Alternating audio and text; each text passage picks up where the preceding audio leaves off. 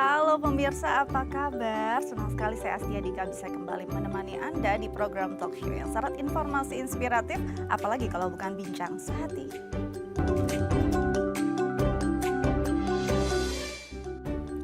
Pemirsa bincang sehati, kalau bicara tentang anak-anak ada aja ya penyakitnya yang jadi penyakit mungkin sering muncul dan timbul seperti flu dan juga diare. Nah, kadang-kadang saking ini sering banget terjadi karena mungkin anak salah makan, kadang-kadang kita abai nih. Padahal diare pada anak itu bisa mengakibatkan sesuatu yang lumayan krusial, vital dan berbahaya. Itu yang akan jadi topik kita hari ini. Tapi sebelum itu, kita akan bahas dulu nih fun fact seputar cara membuat anak suka makan sayur.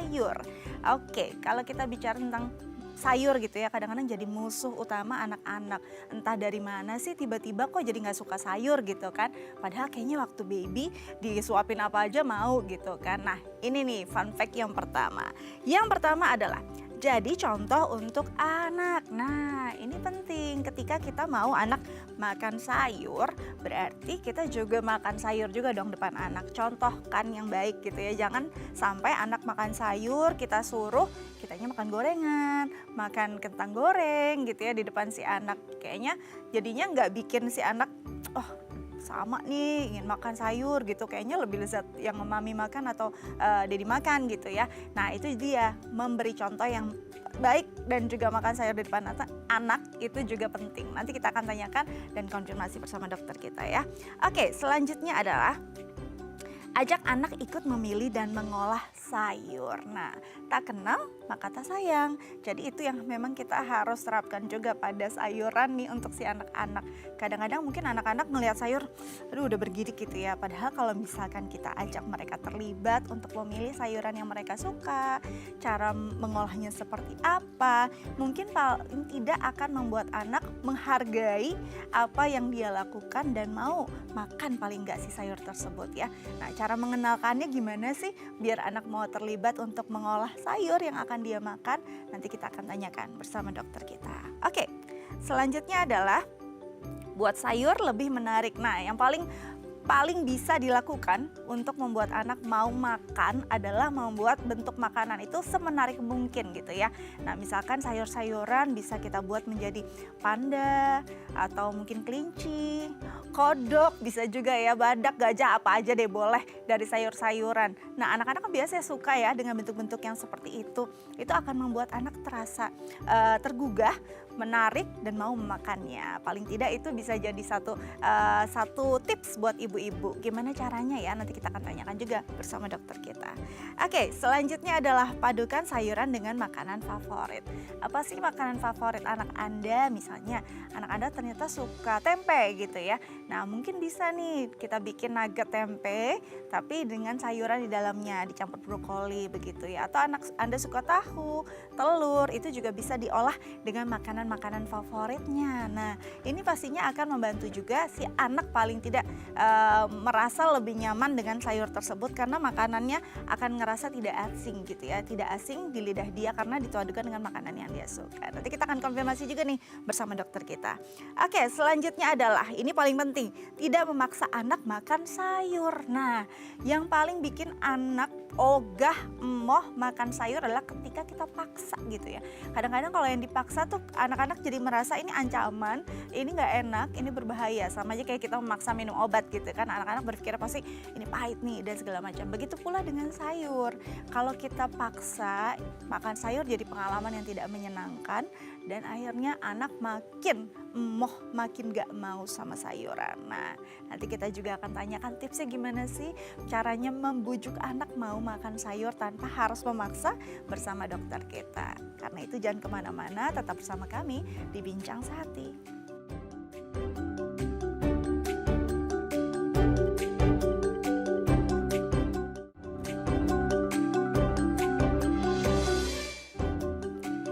Baik pemirsa, kembali lagi bersama kami di Bincang Sehati.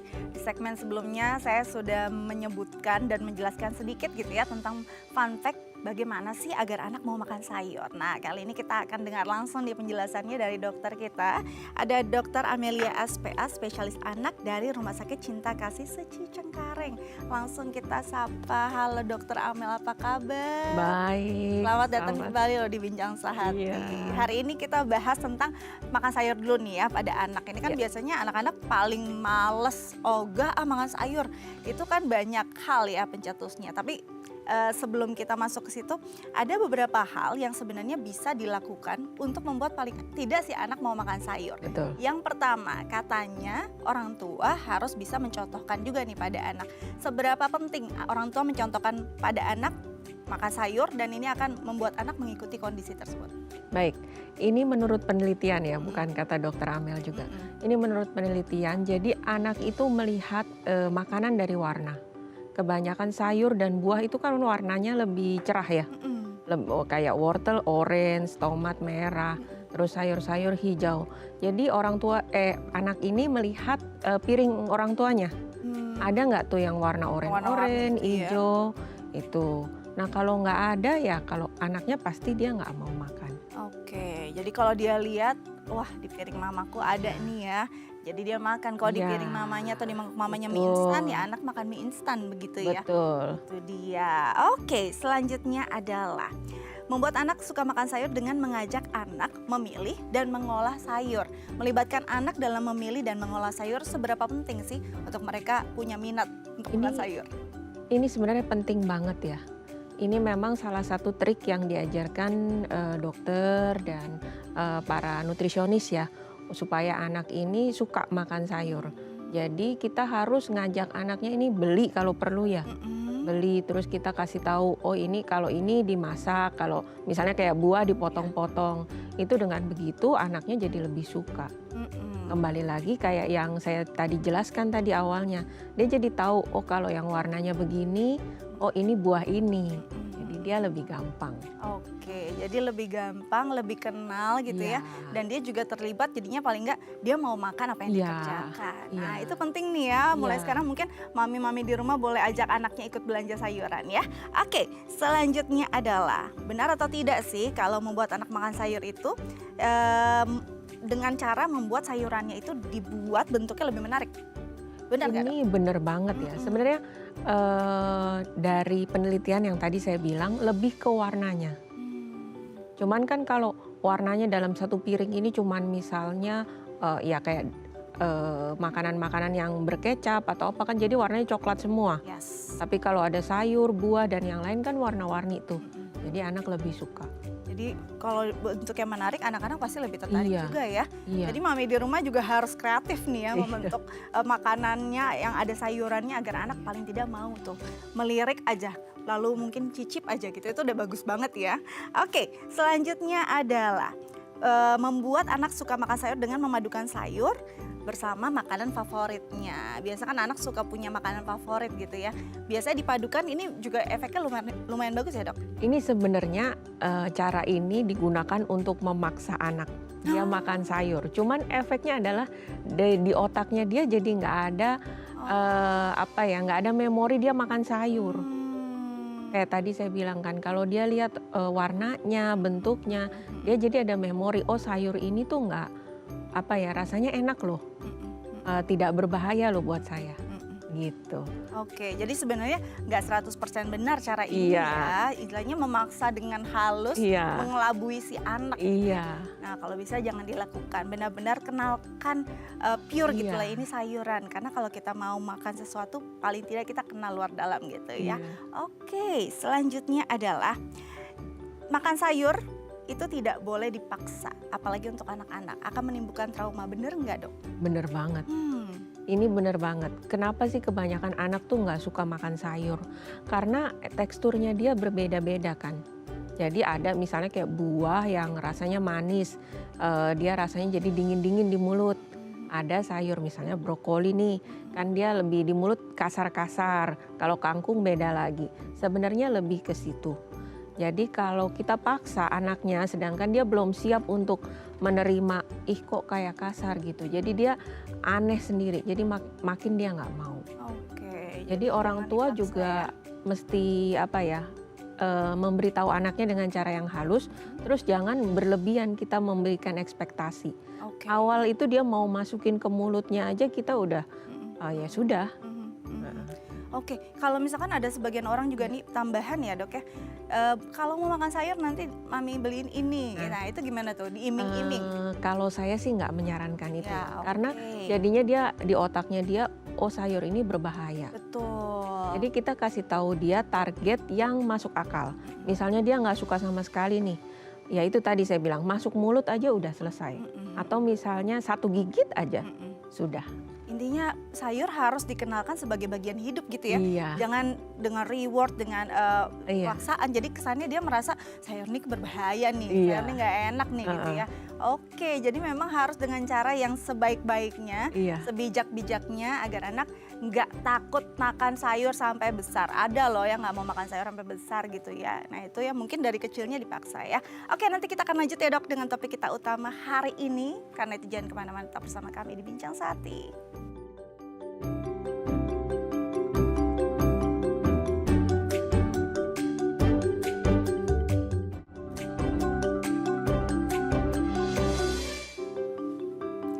Ya pemirsa, kembali lagi bersama kami di Bincang Sehati. Nah kita akan bahas topik utama kita tentang diare pada anak. Bagi pemirsa di rumah yang mungkin punya pengalaman terkait ini atau mungkin sekarang nih anaknya kayaknya lagi diare gitu ya, boleh loh tanya-tanya langsung sama dokter kita. Dan kita masih bersama dengan Dokter Amelia SPA, spesialis anak dari Rumah Sakit Cinta Kasih Seci Cengkareng. Oke dok, kita bicara tentang diare pada anak. Ini kondisi yang mungkin hampir pernah lah ya, semua anak pernah mengalami. Tapi kalau kita bicara jadi gara-gara diare nih. Bicara diare, sebenarnya diare itu apa sih? Kondisi seperti apa dan apa yang menyebabkan seorang anak bisa diare? Ya, diare itu adalah suatu kondisi di mana ada dua ya masalahnya. Satu konsistensi dari buang air besarnya, dari feses ya kita bilangnya, dari fesesnya, sama yang kedua dari frekuensinya. Jadi konsistensinya lebih cair daripada biasanya dan frekuensinya lebih dari 3 kali. Lebih dari 3 kali? Iya, cuman dilihat ya kalau anak bayi kan memang pasti lebih dari 3 kali ya, apalagi yang ASI. Oke. Ya, jadi kalau bayi lebih ke konsistensi. Berarti kalau kita mau mengenal si diare, kita harus mengenal pupi si anak juga nih ya. Ini yang penting nih, kita kenalan dulu nih sama pupi si anak gitu ya. Ini kan macam-macam bentuknya dan kita kadang-kadang apalagi kalau anak baru lahir gitu ya, ada yang minum susu, ada yang ASI saja. Ini kan bentuknya juga berbeda-beda. Yang sehat dari anak dari usia mungkin 0 bulan sampai 6 bulan tuh bentuknya masih cair tuh dok? Iya, Gimana dari tuh 0 bedain sampai kalau mereka 6 diare? bulan itu cair, tapi biasanya masih ada serat-seratnya. Ya, masih ada seratnya. Terus intinya kalau kita taruh di tempat permukaan yang rata, dia nggak melebar. Oh, Ya, jadi kalau- nggak ya melebar. nggak langsung melebar. Kayak bisa bayangkan kalau kita tuang air di misalnya di meja gitu kan dia langsung Ya, iya. melebar gitu. Kalau ini kayak Iya. jelly mungkin gitu ya, oke. Ya kalau yang demikian ya masih aman. Nah ini kan soalnya kadang-kadang karena di usia tersebut kita melihatnya cair, melihatnya kayaknya nggak sepadat anak yang lebih besar, jadinya bingung juga. Apalagi frekuensi mereka juga lumayan banyak nih dok. Iya, betul. Nah kalau untuk si baby sendiri yang bisa dikatakan diare berapa kali? Kalau baby ini agak susah ya kalau kita bilang frekuensi. Kadang-kadang bayi itu normal juga lagi disusuin terus dia buang air besar. Yes, betul. Jadi yang seperti itu kita lebih lihat dari konsistensi. Dan misalnya ada tanda-tanda yang lain. Apa misalnya dok? Misalnya bayinya jadi rewel, ya jadi cranky, Oke. dikit-dikit nangis. Terus buang air besarnya misalnya ada lendir, ada darah. Nah itu biasanya kita baru bilang. Ada bau nggak yang khas dari si diare? Bisa. Bisa. Biasanya kalau yang ada bau itu kalau pada pasien-pasien misalnya ada infeksi ya, Yes. infeksi virus atau bakteri. Oke, jadi memang untuk baby sendiri ini rada-rada sulit ya, karena memang dia juga sering pupnya, lalu cair juga gitu ya, tapi memang harus benar-benar kita lihat gitu ya, nih kondisinya seperti apa. Nah setelah sudah mulai makan, ini kan udah mulai padat gitu ya, berarti memang udah mulai bisa dibedakan nih, kalau sudah mulai cair, apakah sudah bisa dikatakan diare? Atau mungkin, oh ini kelebihan sesuatu aja nih makan? Ya, kalau anak yang sudah agak besar ya tadi, kita patokannya adalah satu konsistensinya, Mhm. lalu lebih dari 3 kali. Kalau Pokoknya udah misalnya pasti ya? iya, Mmm, kalau misalnya baru 1 kali aja ya kita coba pantau lagi mhm. anaknya. Nah ini kan kadang-kadang, orang tua suka berpikir, "Oh masuk angin," gitu ya. Mhm Ada sering seperti itu. mhm. Sebenarnya benar nggak sih, tanggapan ini atau, ungkapan ini? Well, sebenarnya kalau saya lihat kata-kata yang masuk angin ini Mhm. biasanya nih kalau bayinya datang ke saya dengan kembung. Ya, Oh, jadi orang tuanya kan tahu tuh perutnya jadi besar, betul. terus kalau kita istilahnya kita pukul-pukul jadi bunyi tuh Bunyi, kayak betul. nah itu biasanya orang tua datang ke saya bilangnya masuk angin. Mhm. Ya memang, kejadian ini ya karena diarenya itu. Oke, jadi diare bisa menyebabkan Iya si perut iya. kembung. Nah, selain tadi kondisi diare seperti apa, kita mau tanya dulu nih, penyebabnya apa biar kita antisipasi? Oke, penyebab diare ini sebenarnya ada yang, kita bilangnya akut sama kronis ya. Yes. Akut itu kurang dari 7 hari, kalau yang kronis itu lebih dari 7 hari. Kalau Mmm, yang kronis ini biasanya disebabkan oleh hal-hal yang, lebih kayak anatomi, jadi memang sudah kelainan dari, tadinya gitu. Misalnya pasien-pasien yang dengan Hirschsprung tadinya, tidak punya lubang anus lalu baru mhm. dibuat atau yang lain, atau memang anak-anak yang misalnya kesulitan makan. Oke, Sebelumnya kan ada yang misalnya dia konsumsi susu terus-terusan, PTM seperti itu iya, ya, terus misalnya alergi susu sapi. betul.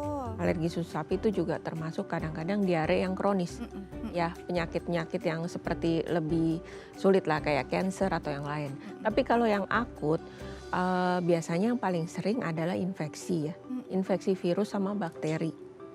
Ya, terutama kalau anak-anak yang umur-umur mungkin 4 sampai 6 bulan tuh mulai belajar merangkak, apa semua dimasukin mulut. Betul. Nah, itu biasanya lebih sering infeksi. Oke, jadi bisa Iya, makanan yang nggak bersih juga, betul. terus semuanya masuk ke Iya, mulut gitu ya. iya, semuanya. Nah nah kalau misalkan ada mungkin baby yang, ada nggak yang misalnya baby misalnya 0 sampai 3 bulan yang mungkin dia juga belum punya pergerakan, Heeh, hanya ASI ibunya lalu dia diare? bisa. Oh karena apa itu dong? Ya pasti kita harus lihat kan yang namanya diare pasti ada sesuatu yang, istilahnya infeksinya lewat mulut. Saya Mmm, biasanya kasih tahu orang tuanya demikian. Yang perlu kita lihat apa, dari misalnya tadi tangannya yang masuk ke mulut tuh udah dibersihkan belum? oke, Atau botolnya, botol susunya. terus susunya gimana cara pembuatannya, apakah sudah steril atau belum? Mmm. Terus yang terakhir yang paling sering itu airnya gimana? Nah, itu Nah, penting banget ya kan? iya, Oke, jadi jadi bukan berarti, "Ah, anak saya masih tiduran aja pasti bebas." No ya, iya bisa banyak hal yang terjadi karena iya, bisa masuk lewat apa aja gitu. betul. Mungkin juga ketika memang mengasihi juga harus Iya putingnya harus bersih iya, juga gitu terus ya. yang selanjutnya makanan ibunya gimana? Itu dia, bisa ya Dok ya? Bisa. Wow, waduh berarti ibunya nggak boleh nih Iya, makan sembarangan karena bisa berimpact pada anak iya, apalagi ibunya masih memberikan menyusui. ASI. Iya, Oke, jadi itu memang penting untuk ibu-ibu yang sedang menyusui melihat makanannya apa aja dan harus higienis. Oke, kalau bicara tentang kondisi anak yang diare, ini kan wah anak saya udah 3 kali nih diare, mhm udah pup dengan mhm kondisi encer gitu ya. mhm. Apakah harus langsung ke rumah sakit atau sebenarnya ada penanganan sederhana yang bisa dilakukan dulu di rumah? Baik, untuk diare sendiri sebenarnya kan diare itu kalau bahasa awamnya adalah, BAB, cair ya, Mhm, ya kan? BAB cair. Kalau namanya cair pasti yang keluar dari tubuh kita cairan, mhm. jadi gantikannya pasti cairan. Oke. Jadi nomor satu yang harus dijaga adalah cairannya. Mhm mhm Jadi kalau dia ada diare kita lihat berapa banyak. mhm Nah kalau udah begitu ya kita gantikan cairan sejumlah itu. mhm. Sebenarnya itu yang paling penting sih. Oke. Ya. Apakah ada misalnya hal yang bisa kan sering banget tuh dibuatin apa ya, garam gula kayak gitu Oke ya, oke oke. larutan seperti itu tuh sebenarnya membantu nggak ya, Dok? Sebenarnya membantu, cuman kan kadang-kadang kalau kita buat sendiri ya, Mmm, itu kan nggak standar juga. iya, Terus keasinan jangan-jangan. iya, nah nanti saya bilang sendok teh kadang-kadang ada rumah yang sendok tehnya kecil, ada yang variatif ya. Betul. Nah itu, kenapa nggak kita beli aja yang udah jadi. Sekarang Nah, juga ada beberapa merek yang harganya juga terjangkau ya, mhm. dan itu udah pasti.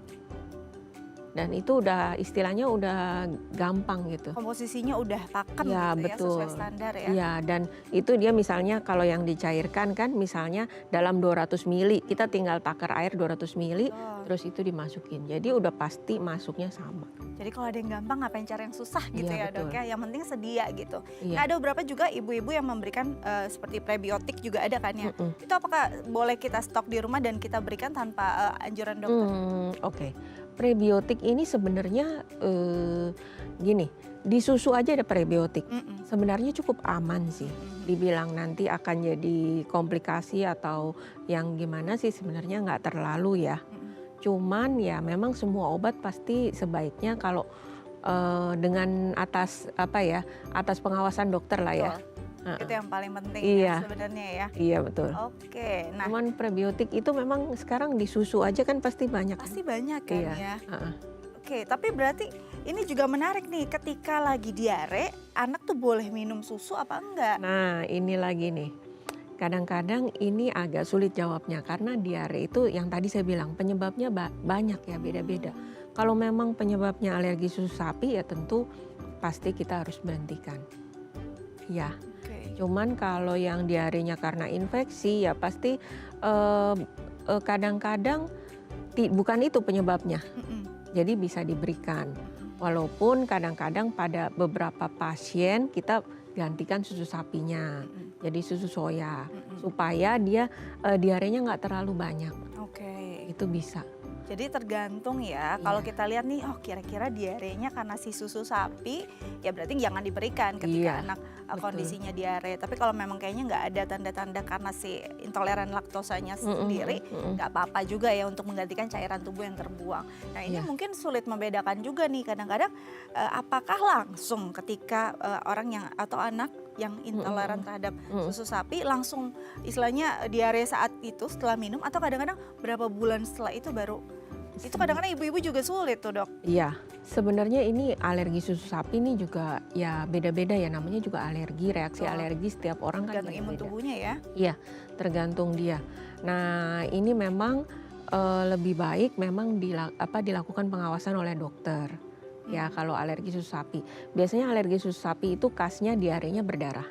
Oke. Ya, diarenya misalnya ada kayak ada kayak tins darah atau merah. Nah, itu kita biasanya mengarahnya ke alergi susu sapi.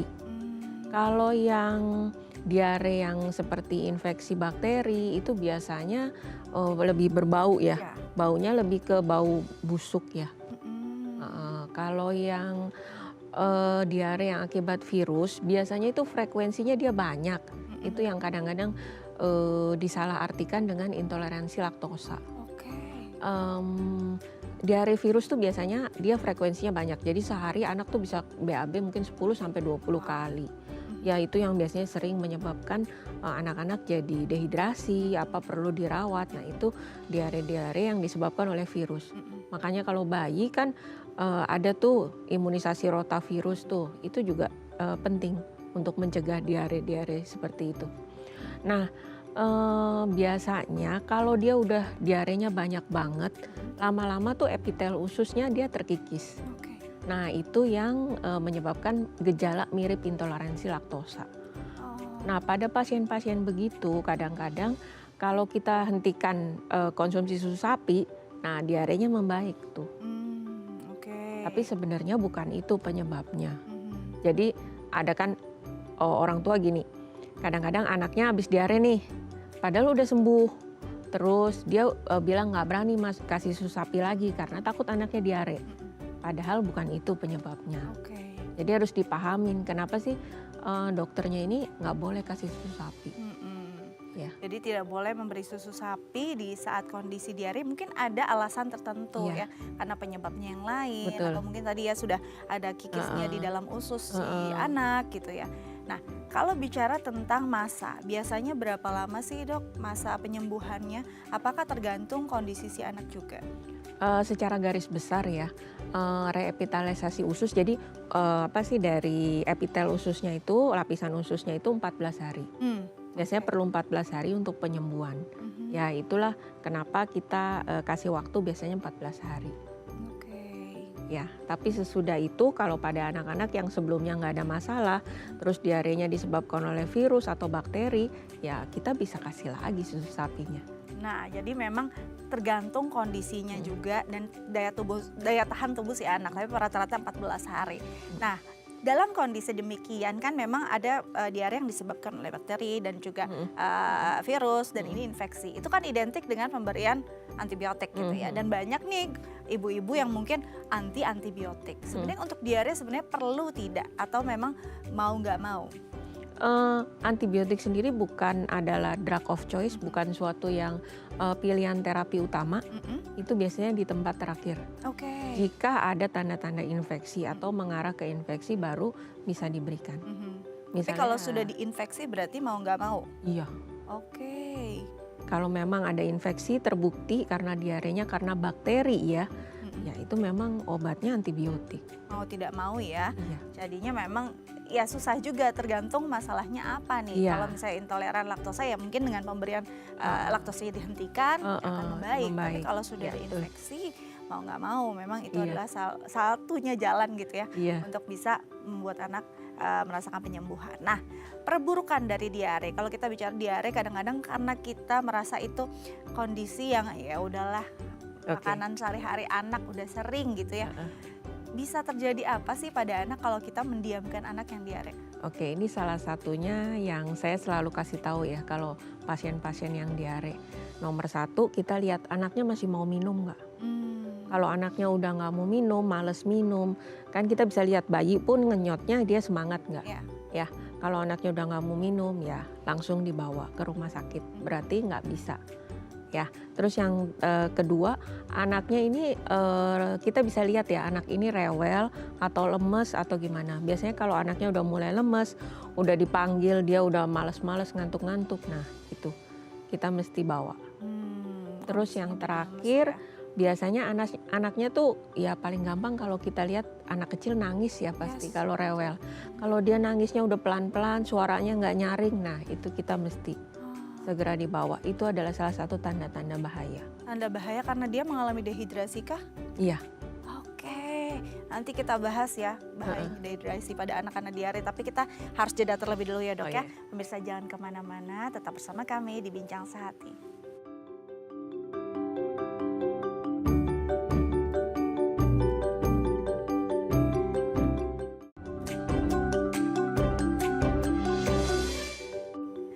Ya pemirsa, kembali lagi bersama kami di Bincang Sehati, masih membahas tentang diare pada anak. Dan bagi pemirsa di rumah yang mungkin punya pertanyaan terkait tema kita hari ini, bisa menelpon kami di 021 290 32644 atau DM ke Instagram kami di @dayfamily. Kita lanjut lagi bersama dengan Dr. Amelia SPA, spesialis anak dari Rumah Sakit Cinta Kasih Seci Cengkareng. Oke, tadi kita terputus pada dehidrasi. Jadi diare dalam kondisi yang berkepanjangan atau mungkin intensitasnya tinggi gitu bisa menyebabkan dehidrasi. Nah, tanda-tanda anak dehidrasi itu apa dan bahayanya apa dok? Iya, nomor satu yang paling gampang kalau tanda-tanda dehidrasi anaknya haus terus ya.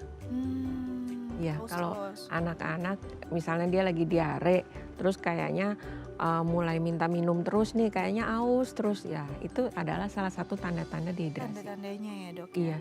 Selain itu apa dok? Apakah anaknya rewel? Lemes? Rewel ya? Pertama kali rewel dulu dia. Kayak kita lah mungkin pusing-pusing. Tapi kan kalau anak kecil belum bisa ya ngomong gitu. Dia pusing atau apa pasti ya nangis lah. Rewel biasanya. Rewel lalu maunya minum terus gitu ya. Kondisinya lemes dan tadi mungkin nangisnya juga udah gak senyaring biasanya. Itu udah mulai tanda-tanda nih. Udah harus dipikirkan bagaimana caranya kita menolong anak ini dengan cepat-cepatnya. Bahayanya apa kalau kita diamkan? Well, kalau dehidrasi itu ya sama aja kayak kalau badan kita kekurangan cairan kan dehidrasi itu artinya. Ya kalau lama-lama ya kalau anaknya lemes terus kita diemin aja ya bisa sampai berujung maaf kematian. Kematian ya, ini bahaya banget loh. Dari diare yang dianggap sepele padahal nggak sesepele itu. Bahkan bisa menyebabkan anak dehidrasi dan berujung kematian. Aduh, benar-benar harus pertolongan pertamanya luar biasa gitu ya. Nah, karena dia pastinya kekurangan cairan dan mungkin juga nutrisi karena kan keluar semua tuh dok. Nah, berarti kan harus banyak asupan. Cuma kan kondisi perutnya nggak nyaman ya. Nah, Ibu juga bingung nih biasanya ibu-ibu di rumah kasih makan apa ya, apa pantangannya ya yang nggak boleh dimakan oleh anak ketika kondisinya diare. sebenarnya ini kalau pantangan ini agak susah-susah gampang ya. Soalnya kalau saya bilang nggak boleh makan yang mengandung susu atau yang lain, kadang-kadang mungkin itu favoritnya anak ya. Dia Betul. pas lagi maunya begitu, ya kita memang nggak bisa batasin ya. Yang dia bisa aja. Yang bisa makan. Iya, sambil Buah pun kita it's lihat. okay nggak apa-apa. Nggak apa-apa, sambil kita lihat kalau memang, dia udah nggak bisa makan terus kayaknya ya kan ibu-ibu pasti sudah tahu ya anaknya Iya, biasanya makannya berapa banyak. benar. Kalau misalnya nih, biasanya satu piring, taunya dia hari itu paling cuman bisa 1 sendok atau 2 sendok, berarti kan kalorinya kurang banget ya. Betul. Kalau yang kayak gitu saran saya segera mencari, istilahnya pergi ke rumah sakit aja deh, Untuk kita diinfus infus. ya. Iya, Mau nggak mau harus ada iya, cairan tambahan, nutrisi iya, tambahan karena apalagi anak kan di masa pertumbuhan ya, jangan mhm, sampai ada masalah juga gara-gara ini gitu.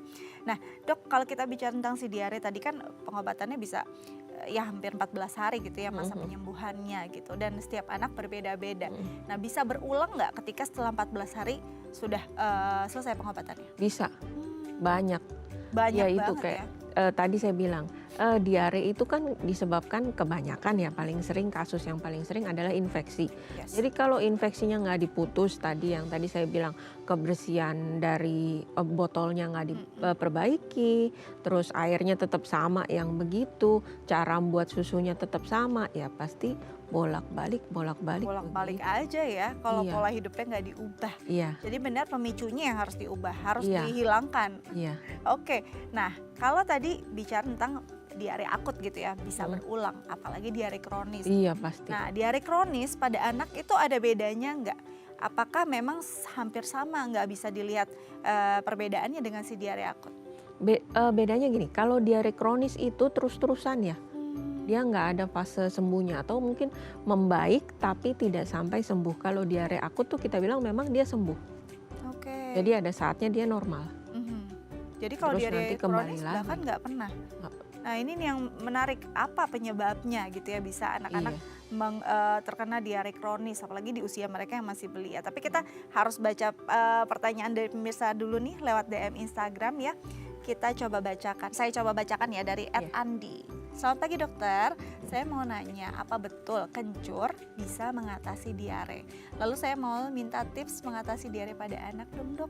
Makasih dokter. Oke, kencur. Nah ini memang bumbu dapur yang ada di dapur gitu sering jadi pertolongan Andalan ya. pertama gitu, andalan ya. Ada mungkin kunyit, ada kencur, bener nggak sih dok? Sebenarnya gini, kalau masalah bumbu dapur pasti saya bukan ahlinya ya karena Mm-mm. saya Dokter dokter ya. ya.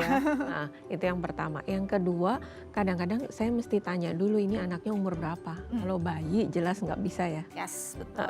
Kalau bayi di bawah 6 bulan, kalau yang begini agak sulit ya. Mhm. Terus kalau anak yang agak besar gimana dok? Ya satu kita mesti lihat dulu ya penyebabnya apa. Terus memang obat apa istilahnya bumbu-bumbu yang tanaman tradisional itu tanaman bumbu-bumbu itu dia punya apa ya zat kimia, punya kandungan-kandungan yang memang ada manfaatnya. Pasti. Makanya kan kalau tradisional memang mereka pakai apa zat-zat demikian. Cuman sulitnya kadang kalau kita di rumah kan kita nggak ditaker. Betul. Nah itu Berapa yang banyaknya? itu yang saya juga agak-agak sulit ya. Makanya sebenarnya yang begini saya kurang begitu sarankan ya sama kayak larutan garam gula itu. Mhm. Memang kalau dibuat dengan baik bisa. Mhm. Oke, jadi memang pasti ada manfaatnya. Apapun yang diberikan oleh alam pasti Iya. ada manfaatnya. Tapi permasalahannya kita awam pada takarannya nih. Iya. Jadi sebaiknya memang kalau bisa kita beli atau mungkin mengonsumsi suatu hal yang sudah jelas takarannya atau komposisinya dan setelah teruji klinis atau berkonsultasi langsung dengan dokter. Begitu ya Mas Andi ya, semoga menjawab gitu. Nah tadi ada pertanyaan kedua ternyata, tipsnya agar Oh iya anak benar. tidak diare gitu. Oke, tips anak agar tidak diare ya pasti nomor satu jaga kebersihan ya. Mm-mm. Karena nomor satu masih sampai sekarang penyebab diare yang paling sering ya infeksi. Hmm. Yang tadi yang seperti diare kronik yang saya bilang ada beberapa cuman jarang. Biasanya mungkin dari 10 anak mungkin satu saya temuin. Mm-mm. Jadi ya pasti kan kita masih pikir jarang, biasanya penyebabnya kalau yang begitu serius mungkin harus dengan maaf pembedahan atau yang lain-lain. Cuman kalau infeksi kan pasti kebersihan. Ya itu tadi kayak saya bilang, lihat botolnya. Misalnya kalau anak yang lebih besar, alat makannya gimana? Dia cuci tangan nggak sebelum makan, gitu. Terus misalnya makanannya ini bersih nggak? Jangan-jangan kita udah taruh di atas meja nggak ditutupin, terus ada lalat atau apa? Kita nggak tahu ya. Atau beli makanan di luar, kadang kita nggak tahu kan kebersihan dia buatnya nih gimana. Oke, jadi Iya. memang kalau bisa dihindari kondisi-kondisi yang bisa memicu si diare. Tadi makanan-makanan yang beli atau mungkin makanan yang kita belum tahu higienis atau tidak, itu mungkin dihindari untuk si anak gitu ya. Karena memang daya tahan tubuhnya juga berbeda nih dengan orang dewasa. Lalu gimana cara mainnya? Karena kadang-kadang anak-anak main apa aja terus habis itu makan. Jadi biasakan anak untuk cuci tangan gitu ya, Dok ya. Nah, itu harus diperhatikan gitu karena bisa memicu si diare, apalagi diare yang akut karena bakteri. Nah, kalau tadi kita terpotong pada diare yang kronis, ini mungkin dari 10 anak satu gitu ya mungkin ya. Iya. Nah, apa sih yang terjadi hingga anak bisa mengalami si diare kronis ini dan berkepanjangan? Sebenarnya banyak ya macam-macam. Yang pertama yang paling sering kan alergi susu sapi ya. Alergi susu sapi ini juga lumayan sering tapi nggak sesering yang tadi saya bilang infeksi sih ya. Jadi memang ini ya karena alergi. Anak-anak demikian misalnya dia nggak punya enzim khusus untuk mencerna si susu sapinya atau memang ada mekanisme alergi terhadap susu sapi, terhadap zatnya itu. Oke, ini Ya. seumur hidup kah si anak tersebut akan alergi atau akan ada pembentukan enzim di usia tertentu? Ya, ini memang ada penelitian yang bilang membaik, kondisi ini membaik setelah dia lewat dari usia 1 tahun. Tapi memang nanti bisa kita lihat lagi. Ada beberapa pasien yang masih sampai besar juga begitu lagi.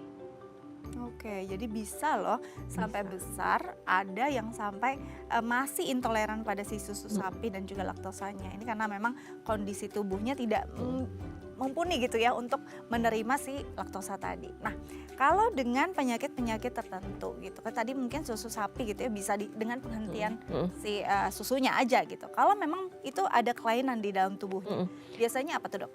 Jadi yang paling sering, yang paling lumayan sering juga Hirschsprung itu ya. Hirschsprung itu biasanya dia kelainan ganglion di bagian pantatnya itu. Nah, ini menyebabkan dia kontraksi anusnya kurang baik. Oke. Kadang bisa konstipasi, tapi kadang juga bisa BAB-nya cair. Nah, orang tua kan lihatnya cuma cairnya doang ya. Nah, itu nanti dia bilangnya diare kok terus-terusan. Kadang ada yang BAB-nya seperti tai kambing ya. Kecil-kecil Jadi ya. kecil-kecil itu juga bisa. Cuman ya itu memang beda-beda ya penyebabnya. Tapi kalau yang begitu memang memerlukan tindakan pembedahan. Oke, karena secara anatomis nih ada masalah Iya. gitu ya.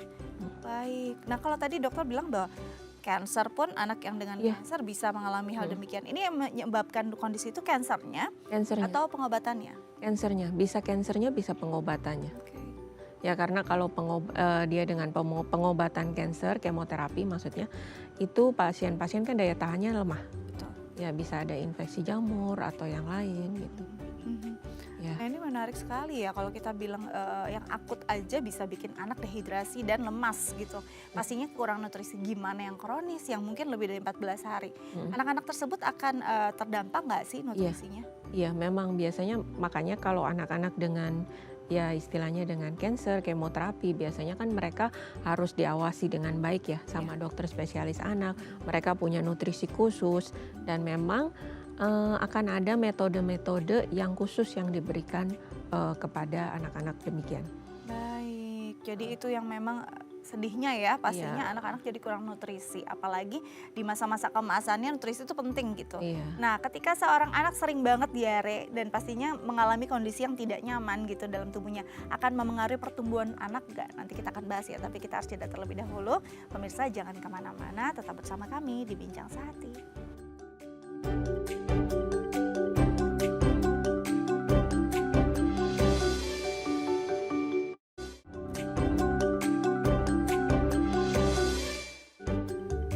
Ya, Ya, pemirsa, kembali lagi bersama kami di Bincang Sehati. Kita masih membahas tentang diare pada anak. Dan bagi pemirsa di rumah yang mungkin punya pertanyaan terkait tema kita hari ini, bisa menelpon kami di 021 2903 2644 atau DM ke Instagram kami di @theifamily. Kita lanjut lagi bersama dengan Dokter Amelia SPA, spesialis anak dari Rumah Sakit Cinta Kasih Cengkareng. Oke, Dok. Kalau kita bicara tentang diare, ini otomatis yang terbayang ya pasti nutrisinya banyak kebuang, keganggu dong gizinya. Akan berpengaruh nggak sih pada daya pikir anak, tumbuh kembang anak, apalagi anak-anak masa pertumbuhan? Ngaruh nggak ya, Dok, kalau dia sering diare? Nah ini sebenarnya dari tadi saya lupa nyebut ya. Jadi sebenarnya ada dua ini. Diare ini bisa kalau berulang-ulang bisa menyebabkan tadi kurang gizi. Atau kurang gizinya menyebabkan diare. Ya, saya tadi lupa ngomong, kurang gizi nutrisional marasmus pada pasien-pasien yang kurang gizi kronis itu juga bisa dia gejalanya diare terus-terusan. Jadi Itu termasuk bisa ya kayak ini aja ya, kayak dua sisi mata uang bisa saling mana mempengaruhi. mana duluan, nah itu yang agak sulit kadang-kadang dibedakannya. Nah ini sedih banget kan ya kalau anak kita pertumbuhannya berbeda dengan anak lain karena sering diare gitu. Bisa nggak, Dok, kayak gitu? Misalnya anak yang lain udah berjalan, kok anak saya belum gitu bisa. ya? Bisa terjadi Bisa banget. Oke. Bagaimana dengan kognitifnya? Nah, ini makanya memang kalau anak usia di bawah 1 tahun, sebenarnya kita harus jaga kebersihannya anak ini. Ya, supaya dia satu jangan sampai kurang gizi dan jangan sampai diare terus-terusan. Kalau memang gejala ini dirasa kayaknya menyulitkan mami, lebih baik konsultasi dengan dokter spesialis anak yang dekat rumah. Sekarang kan dengan jaminan kesehatan dari pemerintah BPJS juga bisa ya. Jadi jangan ragu-ragu sih kalau menurut saya. Harus segera ya, daripada kasihan anak kita nanti ya, banyak hal yang mungkin terhambat atau mungkin nanti besarnya jadi lemot gitu ya. Terus alasannya karena sering diare kecilnya gitu. Itu jangan juga gitu ya. Nah, Dok, kalau kita bicara tadi dokter bilang anak kurang gizi bisa diare. Kenapa? Apakah anak kurang gizi imunnya kurang akhirnya bisa gampang terinfeksi? Oke, biasanya masalahnya kurang gizi itu kan dulu sih namanya kan protein energi malnutrisi ya. Jadi proteinnya juga kurang. Kita tahu ya semua usus, semua organ kita itu kebanyakan dari protein. Jadi kalau epitelnya nggak baik, proteinnya kurang, ya pasti dia menyebabkan kerjanya jadi terganggu ya. Kan kita tahu ya pembentukan dari feses itu kan dari ususnya. Kalau itu dia istilahnya epitelnya terganggu, pasti lebih banyak gambarannya jadi cair. Cair itu dibaca sama orang tuanya kan diare. Oke. Ya, makanya ada beberapa juga pasien-pasien yang kalau kita perbaiki status gizinya diarenya ini membaik. Membaik ya?